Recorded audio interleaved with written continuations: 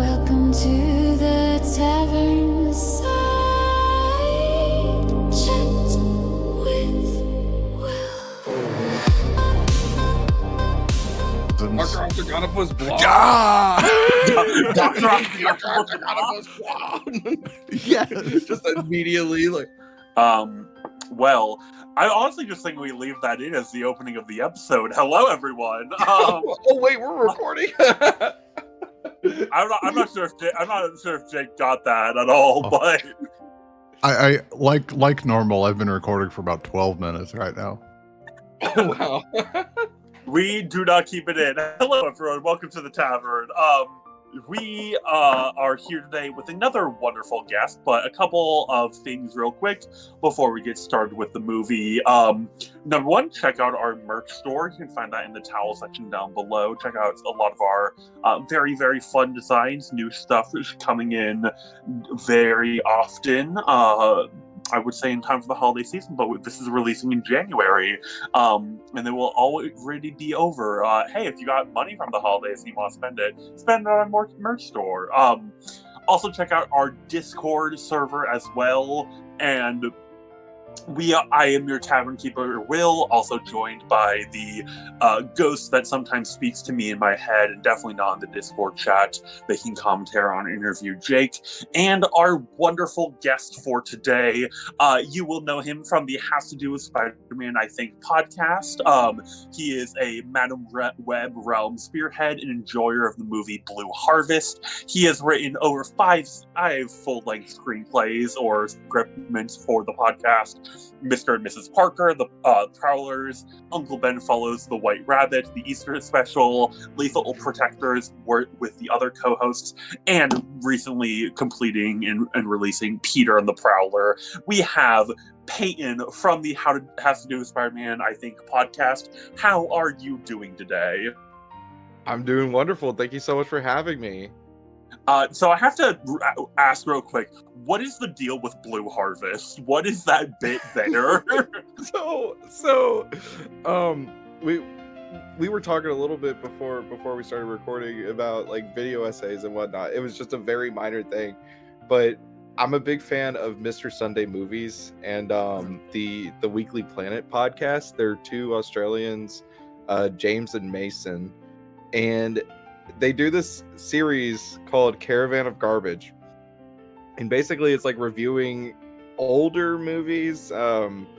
They've gotten pretty modern with it. I think they've kind of started to run out of things to talk about. But they used to do this common bit. It was specifically James. He would go on this whole rant to basically talk about like the working title of a movie.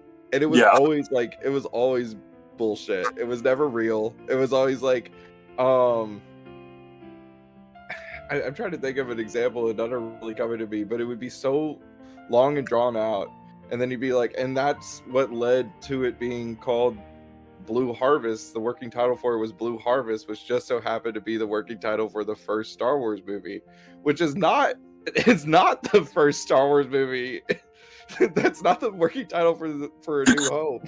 So like it's just like the fact is wrong like on 3 different levels, and it's so funny to me. We love a commitment to the bit there. Yeah, I thinking about it now, we haven't done it recently. I need to bring it back. Jarrett, one of the other co-hosts, he got so frustrated with us doing it. Like, I don't know if it was serious or if it was a bit, but it was always so funny to constantly get him with this. For those who don't know, would you let the audience know what the Has to Do with Spider-Man, I think, podcast is about? Yeah, sure. So, I've been trying to perfect the way of phrasing this. We are an audio fiction and writing workshop podcast. Essentially, we are taking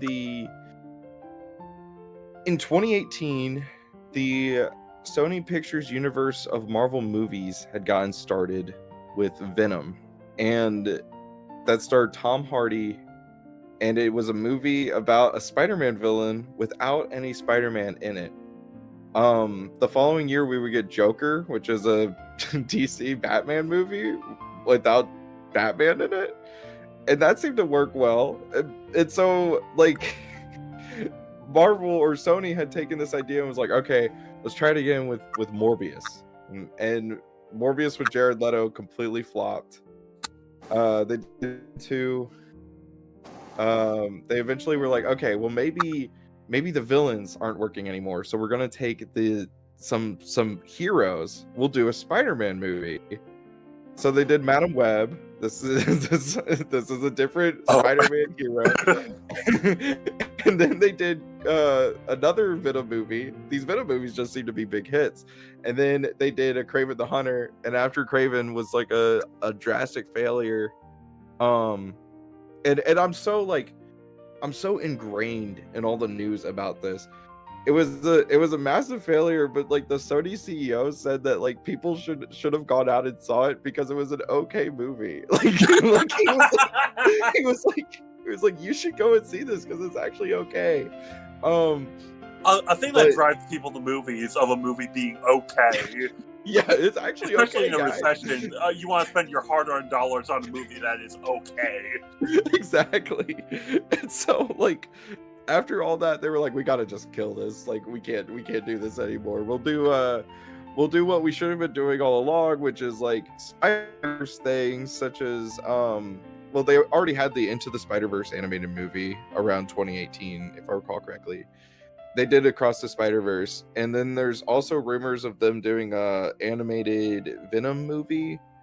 And yeah, something, it's like an animated Venom movie, and I think Seth Rogen is attached to produce it or something.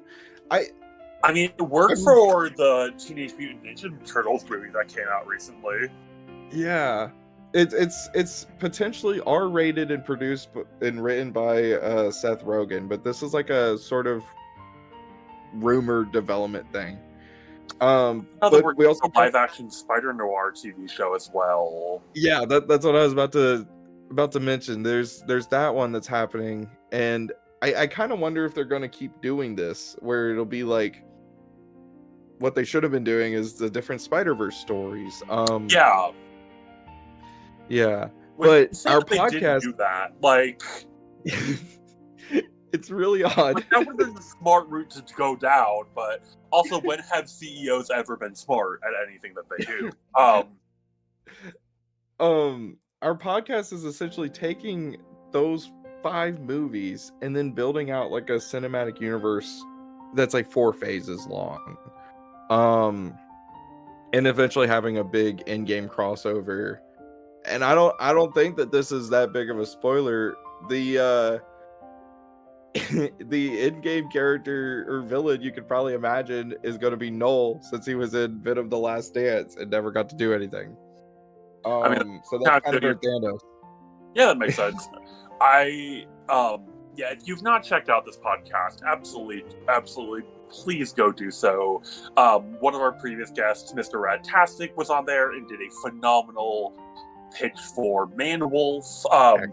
Also taking inspiration from another one of our previous podcast guests as well, the Are You Afraid of the Dark Universe, now the Pod Universe, as well. But yeah, so completely not stealing another segment of theirs. Bev check, what are you drinking? Aquafina. Oh, the word. No, wait, no, that's Dasani. I have a Dr. Pepper, strawberries and cream. Ooh, yummy. I know, they made it in cans now. They also, like, around Thanksgiving, they had a, like, buy 3, get 2 free sale going on, and so I just got, like, a crap ton of pop that way. But yeah, so we are... I got a crazy fact about myself real quick. Please do, absolutely. I've never had a soda before. Really? Yes, I've never had a soda before. I think there was one time when I was a kid that my mom switched my water cup in her like Dr. Pepper cup, and I think I took a sip and spat it all over the car. And that's that's the only time. So I guess I have had soda before, but it never like went down my throat. Is it just like you can't handle the carbonation of it? It's that. It's like the sort of like the color of it. Just it's like a void. I look at it and I'm like, I don't know. I like to be able to see through my liquids. Because it's like, what if there's a roach in there? Like, I can't see the roach if I'm drinking. No, I mean, understandable. That is a legitimate fear that I can in there. Well, we are here. You have a couple of segments at the beginning here that we always like to do, of course, with Tavernside. So how familiar are you when it comes to either TTRPGs or like, what is your D&D origin story in a sense there? So it was 8th grade, circa 2016, and my friend. This is the exact same year that's the exact same year that I started playing D&D as well. Oh wow, really? Yeah. Oh my god. It was my freshman year of high school, but oh my god, that is an insane coincidence. That's wild. Coincidence. It was 8th grade 2016, and I had a friend. There used to be a game shop in our town, and my friend was really into Dungeons and Dragons just as a premise. And I remember I went with him to this game shop, and his mom took us, and his mom kind of sat in the corner and read or whatever. And we sat down with this group of people. Keep in mind, I'm like 13, 14, so is this guy. Everybody at that table was like 35 to 45. Like, and our age gap was so clear. They didn't want us there. I'll never forget that. They did not want us there. But I bought my first dice set. They helped me create a character. And like, my friend had also created a character that was like we were brothers, I guess. And the campaign that was starting that night was Curse of Strahd. Oh. So we're playing it, and this guy, I'm gonna use the name Joey to protect identity. Joey was like, I got the perfect idea. I'm gonna make my character chaotic neutral so that I can do whatever I want. And I was like, I'm just a guy. Like, most of my D&D stuff outside of this one night was built around. I know he's kind of a bad guy maybe nowadays. Pro Jared used to do D&D December, and so like I had heard horror stories about chaotic neutral people through Pro Jared, and so I'm sitting there going like, are you sure you want to do that, Joey? Like that's kind of a bad idea. And I'm like, I'm playing like a lawfully good character, so I guess like it made sense thematically if we're siblings or whatever, right? Yeah. Anyways, he proceeded to play hot potato with like a priest's dead son's vampiric head, and the DM had gotten so frustrated. I can't even remember my class. I do remember that he was a gnome named Kerm, and I did a really shitty Kermit the Frog impression. But we know how Will feels about gnomes.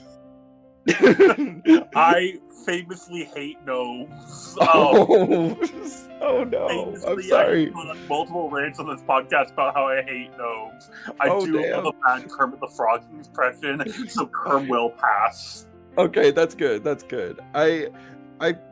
He proceeded. Something happened and he got killed, and I remember he threw a fit at the table, and he grabbed me and was like, we have to leave. And I was like, my character's alive, man. They're like these 35 somethings were like, yeah, Peyton's cool, like leave Peyton. Like, you keep fucking up everything, like, what are you doing? It was just like it was a bad first experience. I then proceeded to have a good first experience playing Star Wars, the tabletop role-playing game. One of the most complicated dice systems I've ever grappled with. I had a Mon Calamari named Kerm. I had one bit, and by God, I was gonna stick to it. I can't do, like, hold on. out of a fear of, because it's so close, you're gonna get copyright struck. Well, there's so many zones. Like, I can kind of do it. Okay, Nowadays. you said bad Kermit the Frog impression. That is a better Kermit the Frog impression than the actual current voice of Kermit the Frog of Matt Vogel. Like, Tekken did that, yeah. Oh wow! that is, Thank as you. someone who is very normal about the Muppets, that is a better Kermit the Frog impression than the current Kermit the Frog. I'm so honored. I feel like most people have a pretty good Kermit the Frog impression. And but that is a frighteningly good Kermit the Frog. Oh my god! I remember because I went to a Catholic school growing up. We every 8th grade class had to do the Passion play, so the death of Jesus, and I got to be Pontius Pilate. I remember one time we were doing like our sort of like dress rehearsal or whatever, and I'm grabbing Jesus by the throat. Are you the king of the Jews? Like, like, I have the power to kill you. Like, just like. So the Muppets Passion of the Christ would be amazing, right? I think you could get that movie.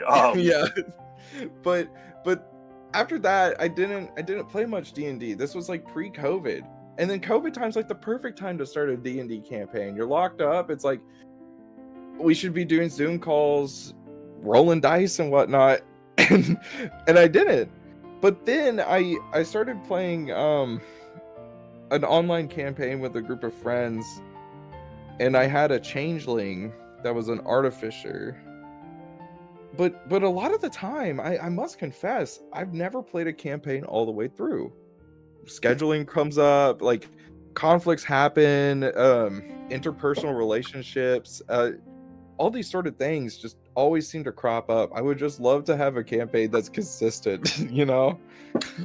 I can only say I've only officially finished 3 campaigns in my, I guess, 9 years of playing this game. I have only ever finished 3 campaigns, so that is that is a very like real experience there. First of all, Muppets Passion, that Muppet, I think the reason why I think realizing now why we vibe so well, because I also went to Catholic school as a kid, and so I was related to that story. I never got a speaking role in that play, but I did get to play one of the Roman guards and got to kick Jesus while he was being dragged to the thing. Also 8th grade too, which I just think is a universal experience, I guess, that they do some kind of passion play. I was so gluttonous. I was eating that body of Christ in the back room, and like they had a piece of bread. They had like a loaf of bread from the grocery store, and I would just stand back there ripping off pieces, and they'd be like, "Where's the bread? Where's the bread for the Last Supper?" I'm like, I don't know. I'm just like, where the butter at? You with this suspiciously lump of bread shaped mouth. I don't know. I don't know. Yeah. What does this say when the role I got was I was the 3rd person to encourage Jesus when he fell? Hey, you got a speaking line, okay? At least I did bad at it. I was the Roman soldier and one of 2, so boo-hoo, I guess. No, that's wonderful. I think that's really interesting, though, that like a lot of your D&D history, or at least your TTRPG history, is outside of the actual D&D system, which ties in so well with what we're talking about today. My other second question here, because again, the theme of this episode, we're going to be talking about the Marvel Multiverse role-playing game, which was released a couple years ago. What is your history when it comes to Marvel as well? Oh goodness, when did it start? Well, I was always kind of like orbiting around the Marvel, like the Marvel Cinematic Universe. With Joey, the first Marvel movie I ever watched was Guardians of the Galaxy. Okay. Joey's brother hated Guardians of the Galaxy because Joey loved it and like would not stop watching it over and over. So the Guardians, I hold like a very fond place in my heart. James Gunn specifically is like one of my favorite directors. Mhm. But like, I admittedly had not seen all of the MCU movies until like last year when I finally saw Age of Ultron for the first time. I had seen Okay. everything else except for Age of Ultron. Which is absurd. That's a phase ender. But I've always when I got into comic books, kind of around the same time that I first played D&D, I was he passed away. Benny of Comic Storian. Yes. Yeah. I R.I.P. His impact. It was his Cosmic Ghost Rider videos.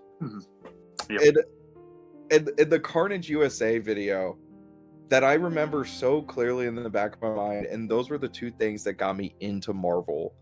And I ever since then, it's like most recently I've come very close to dropping Marvel books. I go to the comic shop every Wednesday. I pick up my holds. This latest Ultimate Universe has been the thing that's really kind of kept me captivated. But yeah, I think had it not have been for Benny, I would not have been into Marvel as much as I am. Yeah, him and Comic Breaks content was very influential for me. I remember as a kid, I have a vivid memory of not watching the movie, but getting an Iron Man toy at Christmas from my great Aunt Marge, rest in peace. She had no clue what I wanted, but she was like, this is a movie, and I guess I'll get him this action figure. And it had like these buttons that when you pressed the chest on it, like the arc reactor, it had like all these lines from the movie. And I was absolutely fascinated, and I was not allowed to watch the movie because my parents thought it would be too adult for me. Because I'm also like, I was 8. And I guess the first Iron Man movie is not. Looking back on it, that is a very raunchy movie. Yeah, in like the first 15 minutes or so, he's sleeping with a journalist, and yeah, it's like there's like a, music. and then you have like kind of like the walk of shame scene. Yeah, with Pepper Potts, yeah, like talking to her, but it's a. But like that Cosmic Ghost Rider video, and specifically Benny Comic Historian's Old Man Logan video is also I have a huge thing thanks as well for getting me into comics. I only started recently actively reading comics with the Ultimate Universe, the new Ultimate Universe and the new Absolute Universe. But though like they're very fascinating as a medium, especially for like doing a long-running story there. This is less outside of like the realm of the kind of topic for today, but also because of your podcast, of course, when you're writing a character that has that much history to them, like Venom or the Prowler, different people like that, how do you still stay true to like the core of the character while also still making that unique to your own interpretation? So when I immediately think about my latest pitch that I wrote, or that has come out at the time of this recording, is Peter and Prowler, which is a multiversal pitch about Peter Parquois from Earth like 888 or whatever, the 1602 universe, and then like Uncle Aaron's Prowler from Prowlers. And what's interesting about Marvel and the superhero medium in general is a lot of these characters are built on certain archetypes, and through figuring out those archetypes, like Peter Parker kind of has a loser complex. He's a guy that always wants to do good, but good is always going to kind of come back to bite him in the ass. Immediately you could think of several different character arcs that this character can go on. And similarly with when I was writing Peter and Prowler, and spoilers for this episode, have you gotten a chance to listen to this one yet? I really, really enjoyed that pitch. I'm also just a huge fan of Anthony Kerrigan too. So just Nairman Osborne, yeah. Nairman Osborne, but also like that character getting to actually like. I mean, he is a phenomenal dramatic actor, and so like the kind of comedic element to him, but also at the same time, like there being that kind of deeper layer of that archetype there. And speaking of, but yes, I have. Long story short, I have gotten to listen to the episode. I just wanted to give you a little bit of praise for the amazing writing. With that character in particular, I was thinking a lot more about. So I read his stuff in the Ultimate Universe, and he also jumped ship over into 616 for a little bit.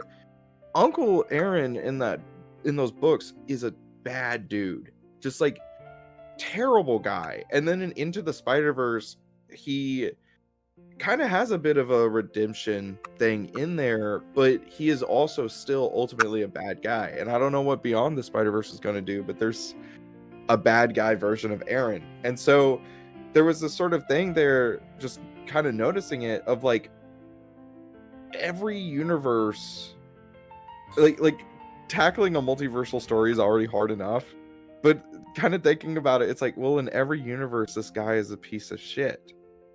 And in that way, going back to your question, staying true to that character, I wanted to then ask the question of, but what if this one version of him rejected that question of like, okay, every version of Aaron is a terrible person. I'm going to be the one that breaks that mold. And by the end of it, he is now like stranded back in his original universe, but he's forever changed in this endeavor. Gosh, I really want to talk about Solo, but it's not out. It doesn't come out until February. I'm writing a pitch for Solo, and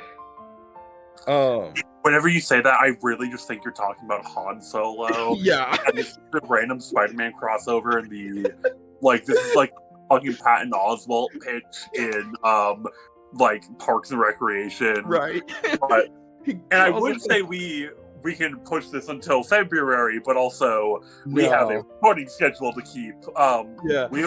We have allowed that one time, and it was so that Dylan can talk about the pod universe. Oh my. I could talk a little bit about Solo. However much you want to say without spoiling. I so desperately want to talk about Solo. It's been on my mind. So Solo's gonna be my last pitch of this phase. At the time of recording, Jessica Drew is gonna be releasing either Sunday, like tomorrow, or on Monday. But Solo's the last pitch of from me of this phase. And Solo as a character, his name is James Bourne, and his whole premise is that he's a counter-terrorist like teleporter. Okay. He showed up in the 90s. He was like kind of a Punisher pastiche in Marvel. Was he written by Rob Liefeld? Because he sounds like a character who would have been made by Rob Liefeld. I'm not sure. He was created by David Michelinie and Mark Silvestri in 1986. So he's kind of like, but he is so pretty much 90s. And he gets a lot of play in the 90s too, but he's a nothing character. I've read so many issues of this guy. There's nothing to him. You don't even really get much backstory. And so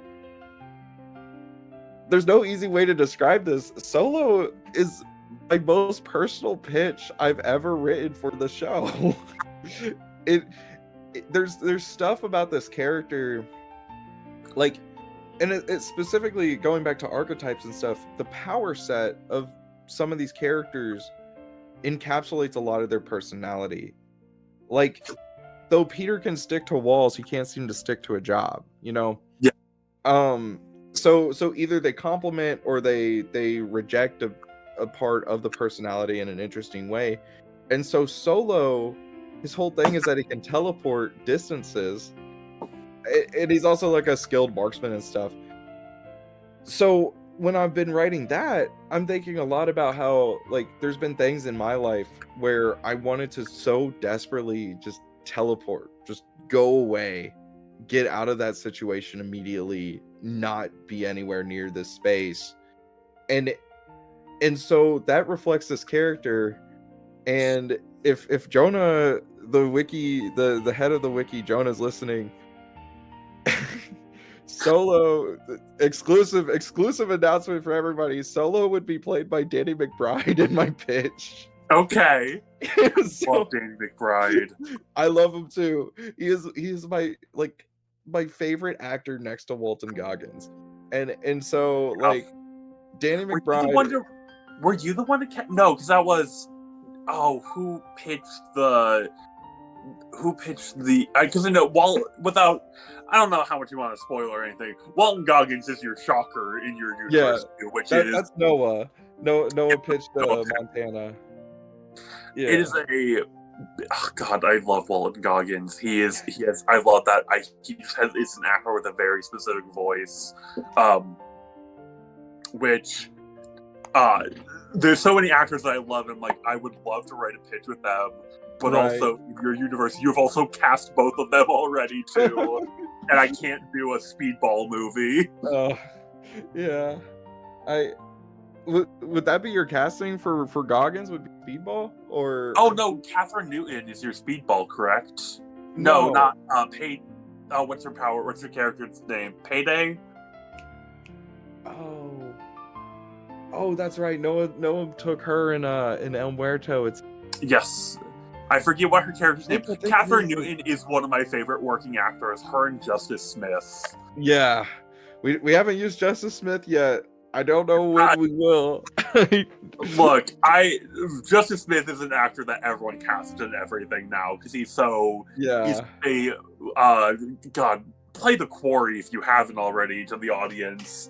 Right. He kills that part. But yeah, I love that of like how I think it's so fascinating. It's a question, it's something that I've had long conversations with our previous guest, Felix, of how there is a deep therapeutic element to writing because I mean D&D is writing. It is it's collaborative storytelling as a group, and so there's something that is so therapeutic about being able to explore some of these ideas within power sets of like, and I think that's wonderful of like how you spoke about like how certain power sets can complement characters there, especially when it comes to like TTRPGs there, because we were talking about paladins earlier of like, what does it mean that you believe something believe in an idea so much, you believe in these values or virtues to a degree that it gives you power, like right in a like, or like what does it mean that your family lineage, though, like there's a latent thing in your bloodline that is so powerful and your family is so entrusted with the powers of the world that you can shape it as well. Like I think it's so fascinating of how powers can represent some kind of story that you're telling there. And I'm very excited for your solo pitch, because I remember we were talking a little bit about it as well in DMs. I'm not going to say anything here, but especially like I love it when art is deeply personal. Right. I mean, going back to my character, I currently on our main cast play a character named Hunter, who is he is a Shadow Tiefling Gloomstalker Ranger. Ooh. Which basically means that in the darkness he is completely invisible, and I have made a monster that is able to like hide in the shadows and like even in dark vision, if you have dark vision, no one can see him. He also has a magic item that makes his footsteps untraceable, and he does not make any footsteps. But when I was building this character, it was in a time in my life, like about a year ago, where I was very unsure of a lot of things, and I felt invisible in a lot of places. And so, in building this character completely inadvertently, I like, it is someone who is functionally invisible mechanically, but also represents that kind of like personal societal feelings. And so I think that's truly some of the greatest power that storytelling has. Absolutely. That sounds so cool. I immediately think about just in that description of the character, there's a DC Comics superhero. He's the son of like the original Green Lantern, Alan Scott, named Obsidian. Yes. And he has very similar power sets and also kind of deals with similar stuff. Just like abilities make a character so interesting. I'm actually playing a Fallout RPG campaign right now. This has been the most consistent campaign that I've played in a while. And my character in that was he is a human. He's actually a synth. I hope none of my friends are listening to this. He's a synth that is obsessed with comic book history, and since it's like Fallout, it's like Grognok the Barbarian and stuff. But like his whole sort of way of navigating life is inspired by all these sort of weird series of virtues and code of ethics, and like I haven't really thought about it until now, but like I think about how that character kind of reflects me, where I so desperately want to do the right thing, but sometimes it just kind of comes down to this question of like, what would Batman do? Like it's just like which is a very, very funny thing, because what we're talking about, the Marvel multiverse role-playing game, has a specific thing in like its first couple pages of like, what are the easiest ways to navigate your character if you're playing one of the like pre-made like Spider-Man. If you're playing Spider-Man, it's like, just ask the question, what would Spider-Man do? And it's like, whoa, like it's so interesting how eventually you get to know a character so much you can put yourself in that place. You know what I mean? Does that... yeah. And I think this is a good segue anyway to start talking about the Marvel Multiverse RPG, because I think we fully talked about that, like all that stuff, for 45 minutes. And we usually keep these around like hour 30. And so we should actually probably start talking about what we're here to talk about. But also, the Marvel Multiverse RPG, for those who don't know, is the official Marvel like comics game that they put out. That is essentially for running games that take place in the 616 or other universes as well. And so, first impressions. What do you think of the game, or at least, because as neither. Thing is also, neither of us have actually played the game before. I really want to. Reading the book.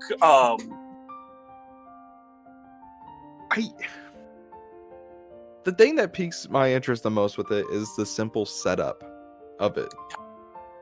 You can, it talks, the book itself, I'm only about like 2 or 3 chapters into the core rule book. But it talks about like, yeah, you can create your own superhero, but you can also just download, or like in the back of all the books, it features like a list of all these different characters, their complete character sheets, all this different stuff about them. So it's like, oh, I want to play Elektra, but I want to play specifically the Daredevil Elektra. And immediately there's your character sheet, just like copy and paste it, and then you can like immediately hop into it. And on top of that, all you need to play is just 3 6-sided dice. Which most people have, because in right. some like board, Everyone has like some kind of board game in their house. If you got Yahtzee, you could play this. If you got Yahtzee, you can play this game. I do agree with that. I think this game it's very. I'm partially conflicted on this because this is definitely going to be a lot of people's first TTRPG because a lot of, and I'm imagining this is, if I was a kid and I wanted to play a Marvel game, I would pick this up and read this, or like this is something that like, oh, again, love you so much in March, like someone who doesn't know, like knows you like Marvel but doesn't know like what you right. Like, we'll get you this if they don't want to get you another action figure. But I think this is a wonderful introduction to TTRPGs in some ways, and I think it's a little too complex in others. Yeah. Because I'm not sure if you got, like, looking at some of those character sheets, these are very dense character sheets. Like, you have a lot of powers. Right. And I think there's some parts of this game that I think are very beginner friendly, and I think there's also some parts of it that are very like it's a little bit like it would be hard to run as a new time player. Like, because I was again flipping through this. I was looking at the sample sheet included in the list for the Enchantress from Marvel. And it is a very dense character sheet there with just the list of powers that she has, which makes sense as a spellcaster. Part of the fantasy of that is that you have a bunch of things that you're able to do, while also at the same time, too, if I was a first-time player, I would be overwhelmed by that. Yeah. There's, I own most of the source books, because I've been kind of planning a campaign for a minute. There's been talks about if the Spidey Pod was to start a Patreon and we got enough like followers for it, we would do like an actual play campaign or something, or do like one shots with our guests if they're interested. But I agree with you. I'm just flipping through and I'm on Photon for like Monica Rambeau. Yes. And it's a ton of numbers. You just kind of stare at it and you're like, what is this? And the powers, looking at it. Yeah, the powers itself talk about like she has accuracy 4, the ability to disguise, energy absorption, environmental protection, flight 2, and mighty 3. Well, that's just the basic powers. Now we get into elemental control. She has elemental barrier, elemental blast, elemental burst, elemental form, elemental protection 3, elemental reinforcement, and then she has the abilities of resize. She can grow 2 and shrink 1. What does that all mean? And I'm sure that like it's explained in the player handbook, probably a little bit further on what all this stuff means, but it's like you see it. Yeah, there's a section called powers, and it's like, this is just so much. They've put in a lot of thought for this, but it is so much. In the Spider-Man source book, they have a character sheet for J. Jonah Jameson. And all it has is just his one ability is communication. And it's like, and I have a friend, I was trying to explain to him what we're doing, and he's like, can I play as J. Jonah Jameson? I was like, let me look. And then I was like, yeah, you can. It's like, I want to do that. Dude, what is he going to do? He can't punch. He really needs to like feed off of another character in the party. And like, if you've got a character in the party that can walk on walls, he does way better. Like, yeah, yeah, you have to like you have to homebrew some stuff about it to make it effective. He runs off pictures of Spider-Man and it works great. Yeah.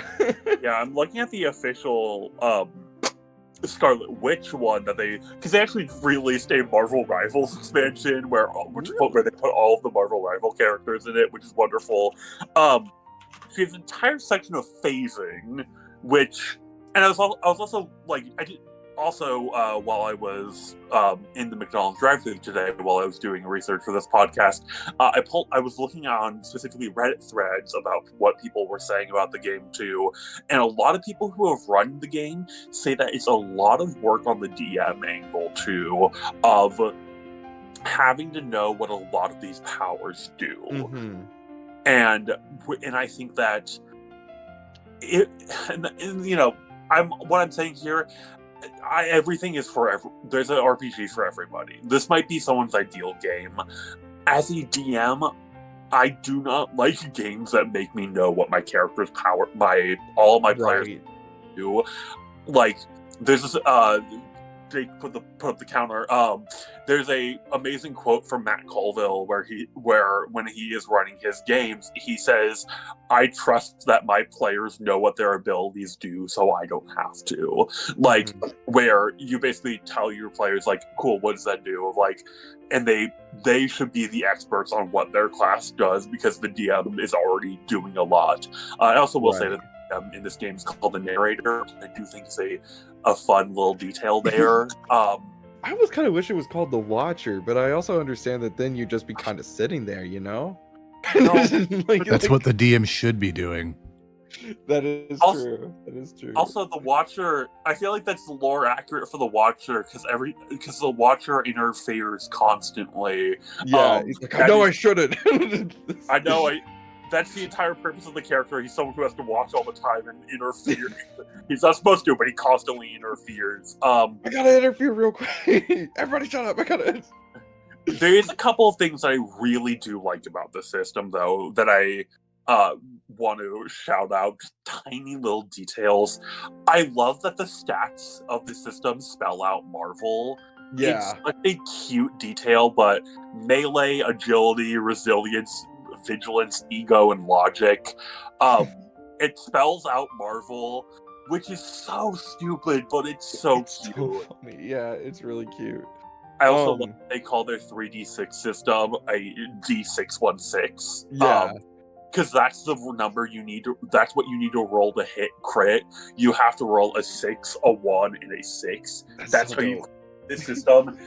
And I love how quintessentially Marvel it is in that regard of like, okay, yeah, no, it makes sense. Like, what else would you do for a 3d6 system? Right. It's that's a genius decision to make as a game designer.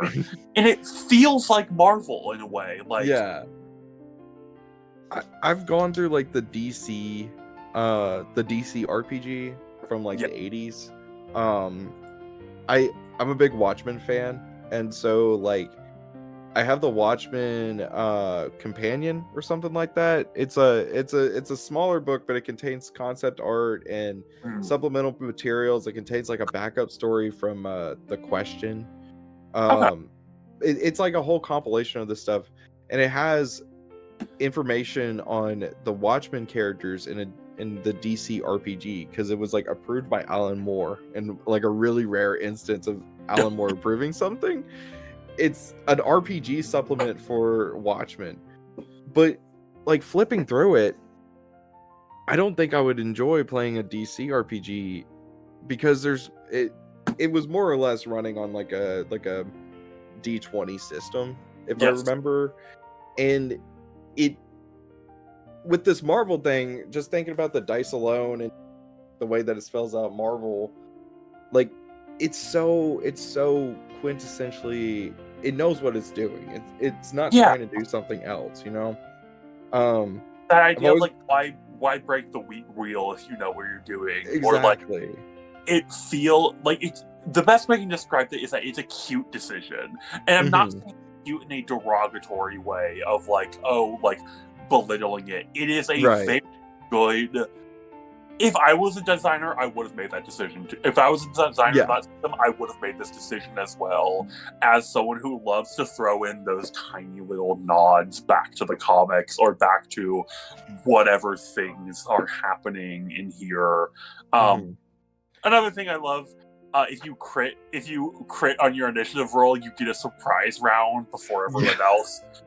That is a house rule I've been doing for so long of like, if you crit on initiative, you get an extra turn. Like, that is genius. That is I love it. And also I love that the fastball special is a built-in reaction to the system. Right. And there's a lot of cool stuff in this that would make for fun, like, campaign, I flipped a little bit through the they have several expansions. They have an X-Men expansion, a Spider-Verse expansion.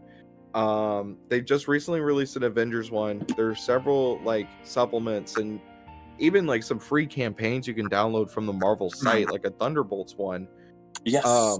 But I bought the Cataclysm of Kang, and what's interesting about that is the game itself builds from neighborhood all the way up to multiverse. So it goes like neighborhood, city, worldwide, galactic, multiverse. Essentially, is how it functions, and it like you can play like just a neighborhood story, and it's like, oh, Spider-Man has to, or like whoever is playing the game has to stop a robbery or whatever. And then it's like you could either, that's a one and done, one shot, or you can continue that story and build into more and more. And that's just like it's really exciting to me thinking about like if I ever get the opportunity to play it, sitting down with friends and it's like, okay, we just completed the neighborhood one. We can jump to a galactic story if you want to and keep the same characters, or y'all could pick other ones. Just the sort of idea of like the variation sounds so fun to me. But yeah, it does sound like it would be a bit of a frustrating thing to DM with the power sets. I think if people are doing this, if I was to do this and somebody was like, I want to do like this character, there are like some level stuff like leveling or whatever. I feel like it would need to be have it be a progressive thing. Like this is the stuff that like you are picking this character knowing that when they reach like self-actualization or whatever, they have all of these powers. But right now, Spider-Man can only shoot webs, like, or he has his Spidey sense or whatever. I don't know. Yeah. You would have to play around with it to kind of think about it. And I think that'd be, first of all, I love how you can go like neighborhood, city, worldwide, like growing in scale. I love that. Mhm. That would be, if I was running a long running campaign, that would be fun to do, to like slowly expand in scope, to be like, oh god, we used to be fighting, I don't know, like the wall on our street, who coincidentally looks like he's in the Fast and the Furious, and then you're slowly evolving to, okay, now we're fighting Kang, or now we're fighting Thanos. Like, right. I would love that feeling of progression. But it feels like it would be a lot. And another thing I also love about the system is, you know, that when you're playing a game like this, you want to play a specific archetype. Like, no one wants to go into a superhero game and like, oh, I want to play a speedster. No, you want to play the Flash. Like, that is the power fantasy you want. You don't want to be an archer. You want to be Hawkeye. You want to be Green Arrow. And so the system giving you pre-gens for these people is wonderful, because it's like, you know what you are building around. Mm-hmm. If I was writing this game, I would still make people make their own original superhero sonas, because I think if you're just playing Spider-Man, that would get boring. And again, like that, how the system asks you, like, what would Spider-Man do, or what would blank do? Like, I think that there'd also be that level of ownership of like, I'm not playing the Flash, I'm playing Blur, I'm playing my own version of that character. You have me thinking. I think that because you can create original characters, since the Marvel multiverse is technically infinite. Yes. One could just be like, I'm creating dupe of Earth 488-6 or whatever, right? And it's like this dupe can actually speak English. Like I'm just pulling that out of the top of my head of like random characters, or like this dupe still looks like a booger, but he has like I love that you picking a random Marvel character is picking his dupe. That is perfect. Dupe, I love Dupe. Love Dupe. Dupe's wonderful. Dupe is a phenomenal character who does not get enough credit in the Marvel canon. But essentially, by doing that, not only would you be creating your own sort of like the DM would get to create their own version of a Marvel universe, right? You could then have the player create, like, let's take a preset character of Black Cat. Okay, this Black Cat got hit with, like, Felicia Hardy got hit with like an experimental spray. Now she actually literally looks like a cat from the hit Broadway musical Cats. How does that how does that change their origin? What kind of stories do you want to tell? This Felicia Hardy has now become your Felicia Hardy. Like that the system, although can be limiting, does allow for a bit of imagination on people's parts. Because I think, like, talking Spider-Man podcast, what we're doing is, like, essentially it is fan fiction. It's fan fiction. Yeah. And it's like we're telling these arcs and we're having all these plans. And it's just because we love Marvel so much. I think that the natural expansion of the Marvel multiverse role-playing game is for the players and the DM to be like, I get to create my own Marvel universe. I get to have fun with that. What does that mean for me? You know what would be so cool is an interconnected one-shot series in this universe of, like, a West Marches style game where you have, like, each is its own adventure that builds up to some kind of larger, grander story, and then you get to do your own end game of, like, oh, you have, like, and, like, having characters on different scales of, like, oh, your neighborhood team now is with your galaxy team, like, Right. Like, that would be, oh man, that would be fun. This could be fun. This could be a genuinely fun game. Yeah. You know what I think that this also and I think it's this and a lot of other wider fandom-based RPG systems. I think they really fulfill this kind of fantasy of telling our own story in this universe. Of, like, if I got to make my own Spider-Man story, if I got to make my own blah blah blah, like Cloak and Dagger, I got to make my own, I don't know, what Marvel character is close to me, Dazzler story. If I got to do that, what would I want to do? And so that natural progression there. I also hope you know, I only came up with Dazzler because there's a Taylor Swift poster, and there was that rumor for a while that Dazzler was going to be played by Taylor Swift in the MCU. I remember that. That was so funny. It was I think it was during Deadpool and Wolverine. I don't remember, but and now people don't like Taylor Swift now. For legitimate reasons. But man, yeah, I love this idea. Yeah. And you know what?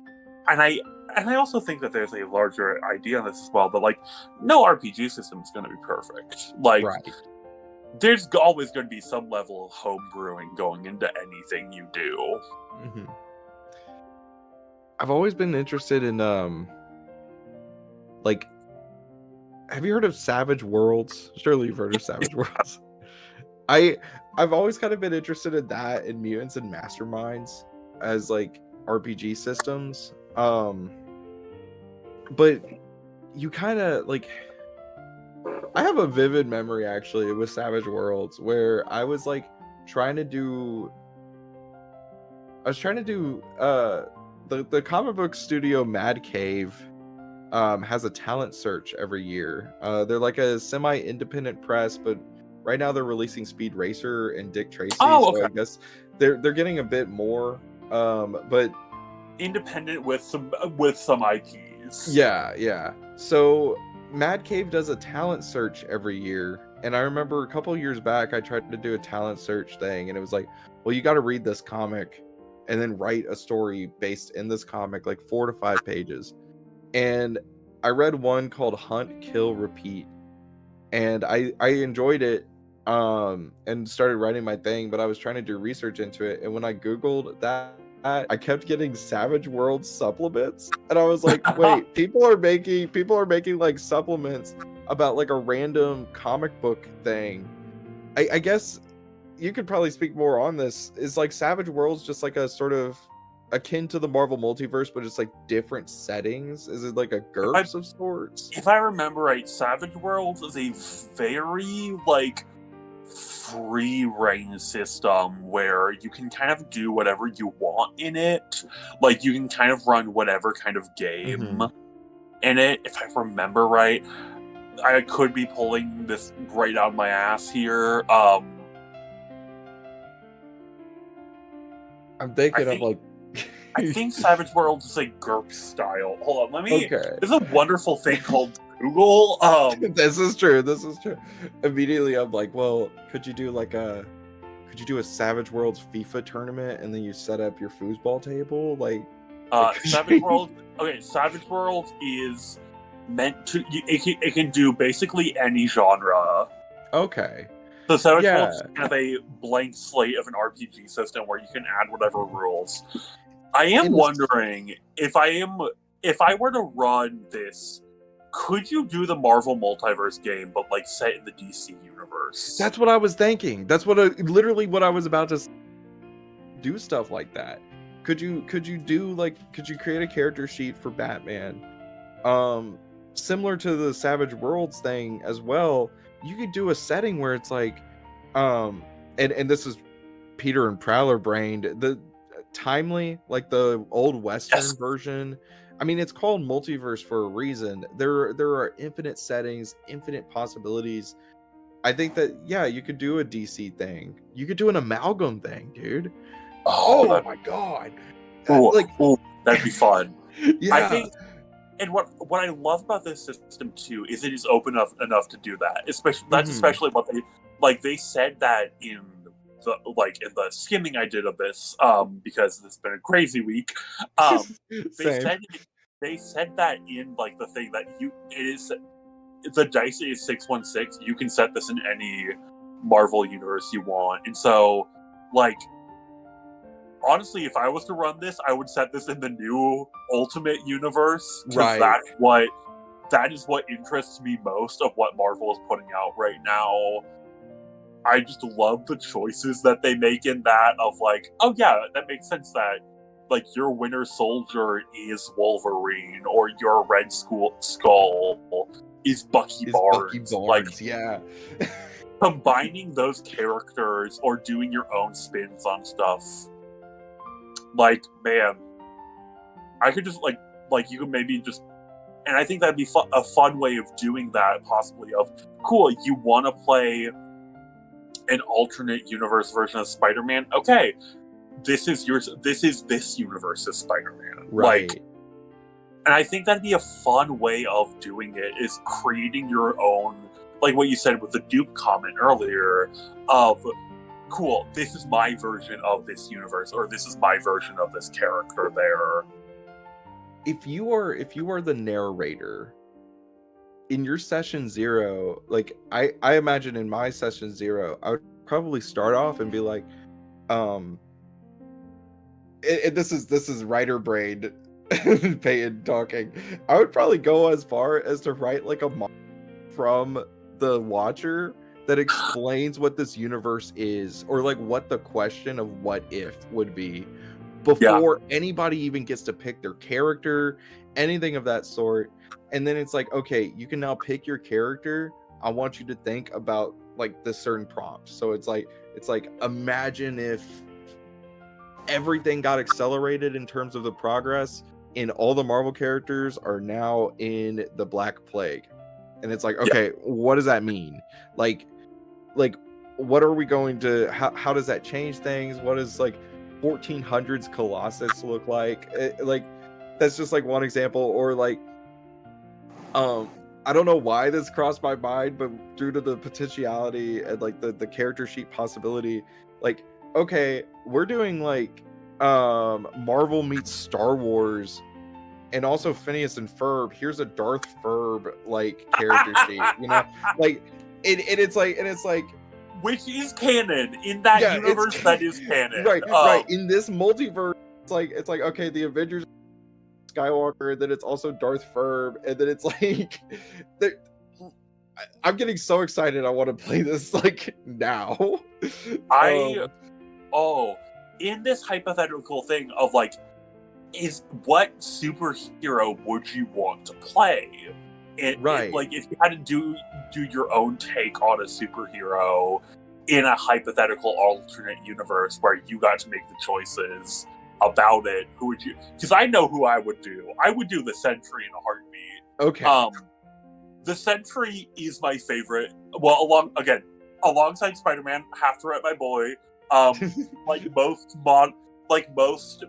undiagnosed autistic people in their 20s, I love Spider-Man. Is one of my favorite superheroes.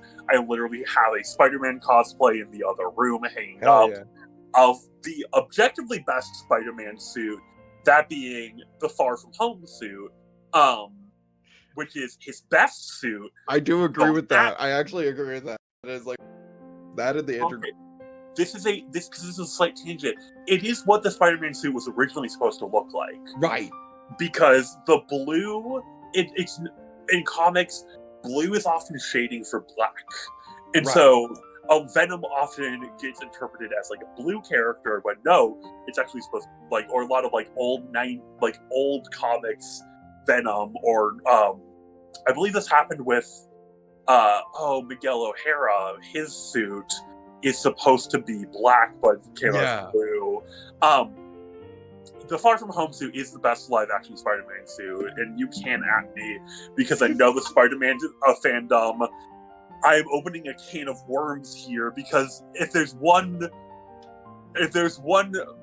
group of comic fans who likes to argue about shit, it's Spider-Man fans. Spider-Man and X-Men, yeah. Yeah, Spider-Man and X-Men. Superman and Batman don't have as rabid of fans. Like, in the Mount Rushmore of comic characters, which IMO, it's Superman, Batman, Spider-Man, and Wolverine. That, in my opinion, that is the Mount Rushmore of comic characters. Like, I don't know if I have one. They don't have as rabid of fans as Spider-Man fans. Like, you bring up, like, there is a, you bring up, Paul. You bring up Paul around Spider-Man fans, they're seeing red, and they are sharp their pitchforks. There's a Paul reference in Peter and Prowler, and I was just like, I was hoping nobody would, even though I featured it. But thinking about like what hero I would like to play in a hypothetical Marvel RPG, this is gonna sound wild. I would be interested in doing like a Spider-Gwen. Like Spider-Gwen's like one of my favorite characters, comic book wise. That original run is written by a pretty sour fella. Like, I can't talk much about it. Jason Latour. He is like openly. He's talked about like. I can't even go into it, but if you look it up, it's pretty sour. But like, I would probably want to do a story like that character, or I've always been interested in this Daredevil, but instead of Matt being raised by his like father from the start, it's his mom, the nun. Oh. And so like he's even more dealing with that Catholic guilt, you know? Yeah. But also like there's this fact of like he's not a trained fighter. He's blinded, and how does he master that? What does that become? What does Daredevil become if he's raised by is it Sister Maggie? Is that her name? I think it is. Sorry, I just looked up what Jason Latour did. Jesus Christ. Yeah. He's openly talked about it too. He's like, yeah, I did that. It's like, that's awful. Fucking, I'm not gonna say it either because reasons. Right. Look it up and you'll find out why. Yeah. Dog of a bloke. Terrible guy. Well, because also I love like a map that's somehow even more Catholic. Like that's right. Because there's a lot of again, I believe in the absolute universe, not the absolute universe, the ultimate universe. We all know what I mean. Right. Matt appears as a priest in that Yeah. too. So I would love to see a Matt that's like maybe like a priest, but that's still a superhero. Like We what they got an did, American like, Pope, dude. We could do a Pope. Yeah. Pope Murdoch. You know, like Pope Murdoch or like Bishop Murdoch would be insane. Oh my god. No, you know what they would do? Cardinal. They would make him a cardinal. Oh shit! Yeah, yeah. Because they wear red. That's what they would do. Oh my gosh. Or like, yeah. I just left Wake Up Dead Man, and so Catholicism is like really on my mind right now. And so I was like, oh, that would be so sick to see. Yeah. Oh, I would love to do Sentry, but focus more on a lot of the mental health issues. Like, yeah, make that the key of exploring the character there. Because as someone who's diagnosed with severe depression myself, I can't speak to all of the stuff that, because every version of Sentry, they're unclear of what he has. Right. Usually kind of bipolar disorder, usually they sometimes go to like full length of DID, which I don't think I don't think I could play that at the table respectfully, even if doing research. I don't think that's my story to tell. But I think that there's something so fascinating about the Sentry as a character and his relationship with the Void of, as someone who is currently in a very, very bad depressive state myself, while we are recording this, the feeling of you get better and then you slip backwards and then it all crumbling down around you. You can have a good day, and for how good of a day you had, the next day it can be suddenly worse, no matter what. Like, I think there's a fascinating story to tell about the Sentry with mental health there. The other ones I would love to play Spider-Man. I would love to play Spider-Man because I am normal about it.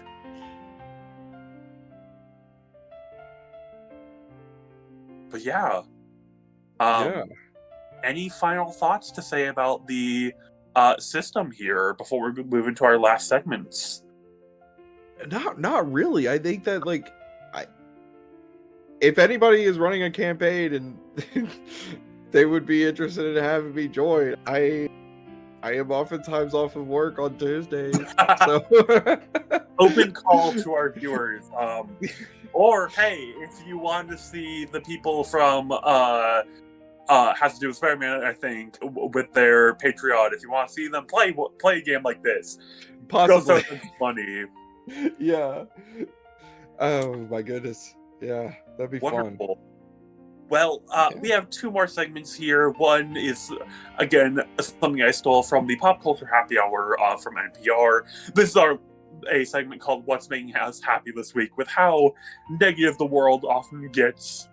Is there anything that you watched recently, anything that you've been working on recently that has truly inspired you, or that you want to talk about for a moment? If you do not have one, I can talk about it first. I got two actually. What do you have? So I've been watching Adventure Time and Cake. Yes. And I loved Fiona and Cake. It's like I studied abroad in England in 2023. And one of my best memories there, because it's there's a sort of isolation that is so different from standard isolation when you're in unfamiliar land. I didn't have many friends for the first month or so that I was there, and so I spent my entire time watching all of Adventure Time and then Fiona and Kate, and to the point I have a tattoo on my leg of the Fen sword because it just had such an impact on me. And so with the return of Fiona and Cake in season 2, I've been watching it, and some of the stuff that we've talked about, the ideas of depression, going 2 steps forward and almost 3 steps back, and all this other sort of stuff. I've been feeling that a lot lately myself. And in that show, Fiona's also feeling that. And so I feel like kind of seen with this character, and like I just love the character designs. I love the aesthetic. I love the story. I'm really enjoying that show. And then also there's a I'm talking garish, ugly show on HBO Max right now called Haha You Guys. Have you heard of this before? I do not know.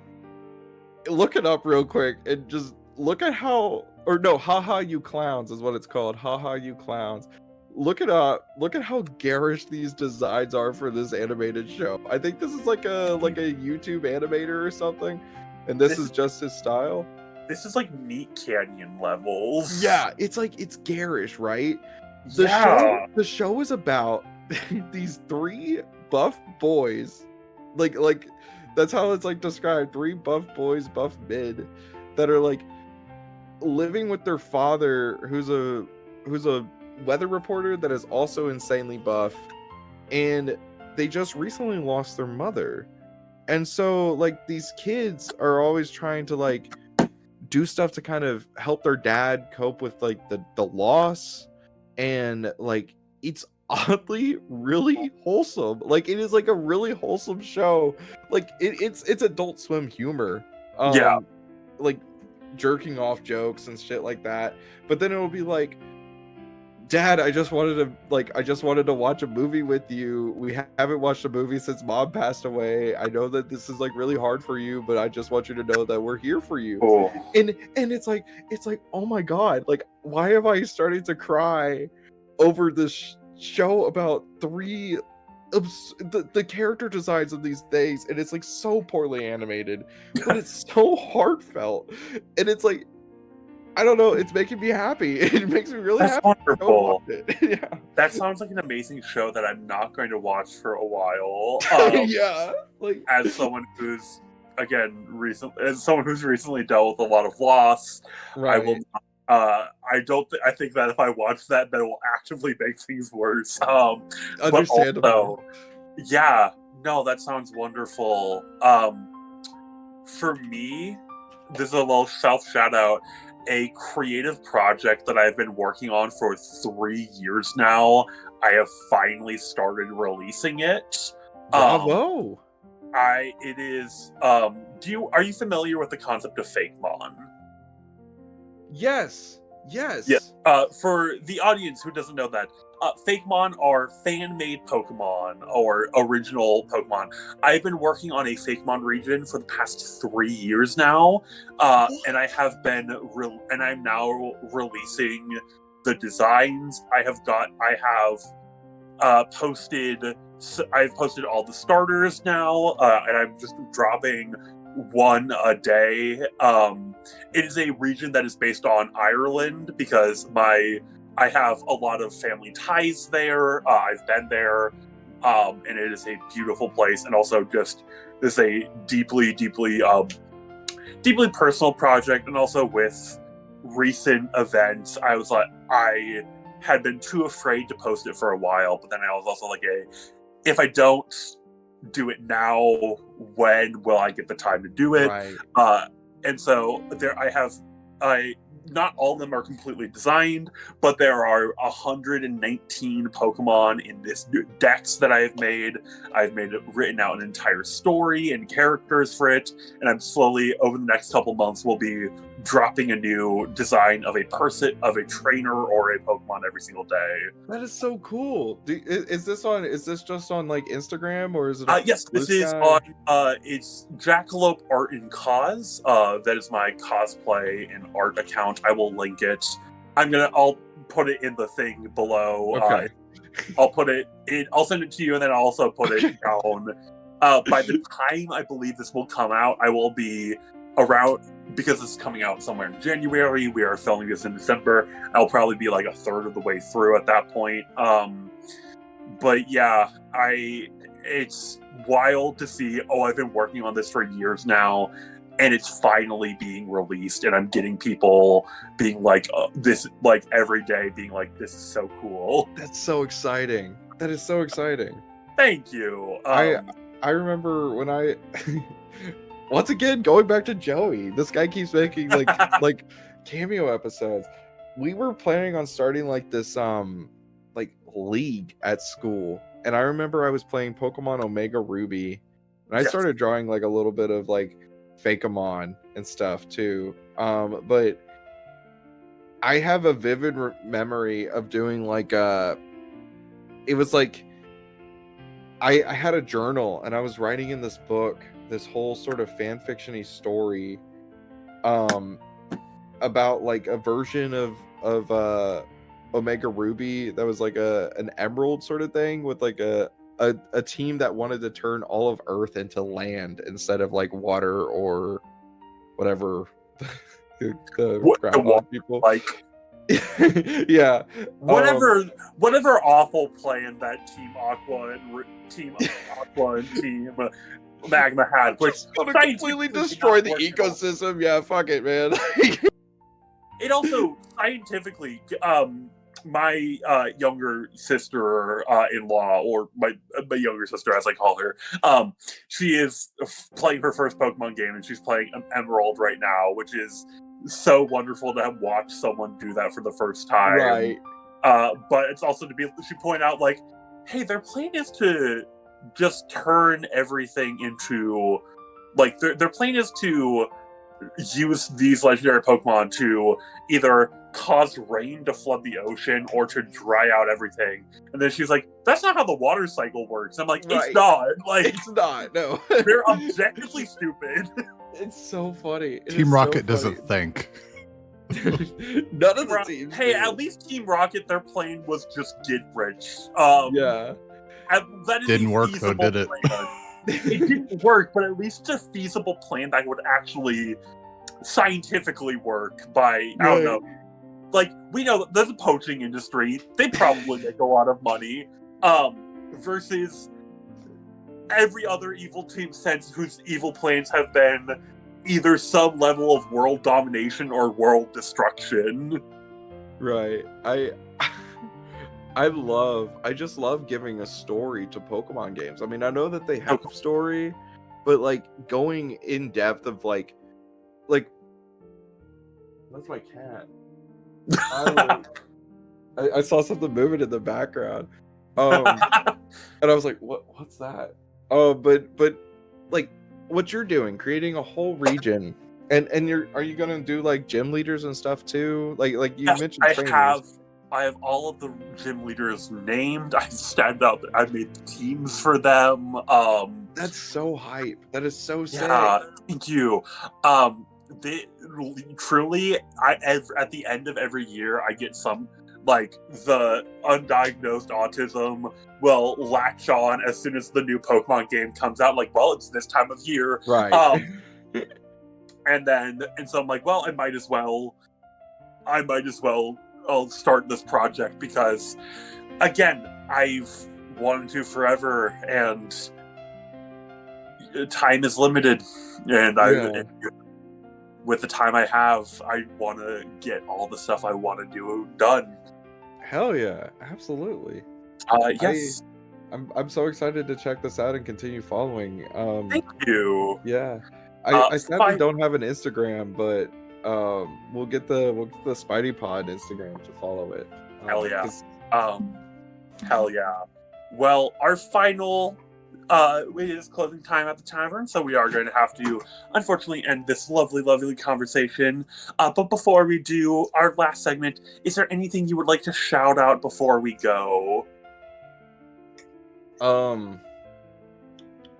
Outside of like my own podcast and stuff. Outside of your own podcast, it can be your own podcast, it can be another friends or another mutuals, whatever you would like. This is your free time to chill for anything. Of course, follow your Ireland was a Pokemon concept. There's a YouTuber named Alex Lennon, and Alex is currently releasing a webcomic that is like really, really good. I'm really enjoying that. It's available on Webtoon. It's called I'm trying to remember the name of it. Alexander and Jacob. It's pretty good. There's only 13 chapters out right now. Of course, check out Has to Do with Spider-Man, I think. The number one Sony Pictures Universe of Marvel Movies podcast. It's Hey, you got that. we're the only one. We're the only one, yeah. And you know what? You are a shark in a puddle. Like, Yeah. Yeah. I at the time of this releasing, we're actually on a bit of a break. January, we're taking a little bit of a break and chilling out. And by chilling out, I mean we're outlining the finale to the Clone Saga that we've been doing. But the most saga. yeah, the most recent episodes that have come out is actually another pitch by me. It's Jessica Drew. It's another clone story about inspired by the Ultimate Universe version of Jessica Drew. That's a clone of Peter Parker. Major inspiration, and like writing it, I was thinking a lot about my friends in the LGBTQ like group, and so like it's is your version of Jessica Drew trans? Yeah, I would say so, yeah. Hell yeah. So she's it's like it's funny ground because it's like a clone or whatever, but Yeah. she would be played by Nicole Maines, who played Dreamer in the Legends of Tomorrow series. Oh, So sweet. played by a trans actress, and we chose a trans director for the film as well. But it's just it's a cute little story, and I really recommend. We also released a holiday special that I will let you know if this needs to be cut out, is voiced by a full cast. Wonderful. It may or may this not will- be that way. This will release in January. So Okay. Alrighty. But yeah, I really think that holiday special is going to be pretty fun. But wonderful. yeah, thank you so much for having me on this. This was so awesome. Of course, thank you so much for coming on, and thank you everyone for listening. Keep telling stories, friends. Absolutely. And wonderful.